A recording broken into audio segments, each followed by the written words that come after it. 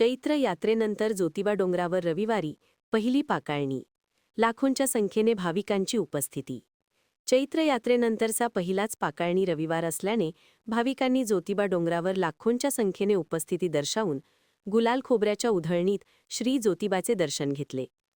चैत्र यात्रेचे वैशिष्ट्य म्हणजे मुख्य यात्रेदिवशी यात्रेचा सोहळा पार पडतो, परंतु यात्रा संपते न संपते तोच पाकाळणी, चोकाळणी असे जूनपर्यंत भाविक पालखी सोहळ्यासाठी येत असतात.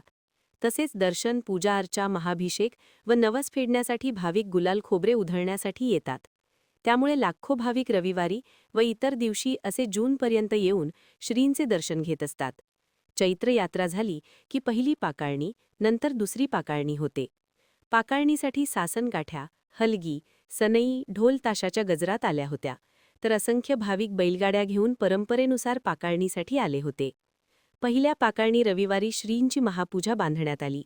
त्यानंतर श्री ज्योतिबाबरोबर नंदी, महादेव, चोपडाई, रामलिंग, दत्त, काळभैरव, यमाई या देवतांना महाभिषेक, महापोशाख व अलंकार घालून त्यांची आकर्षक महापूजा बांधली.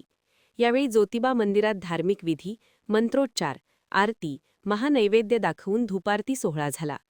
हजारो भाविकांनी गुलाल खोबऱ्यांचे उधळण करीत चांगभलनचा गजर केला. संपूर्ण मंदिर परिसर चांगभलनच्या गजरांनी दुमदुमून गेला होता. दर्शनासाठी भाविकांच्या लांबच लांब रांगा लागल्या होत्या. मंदिर परिसर आणि व्यापारपेठ भाविकांच्या गर्दीने फुलून गेला होता. महान कार्य न्यूजसाठी दत्तात्रय धडेल, ज्योतिबा डोंगर.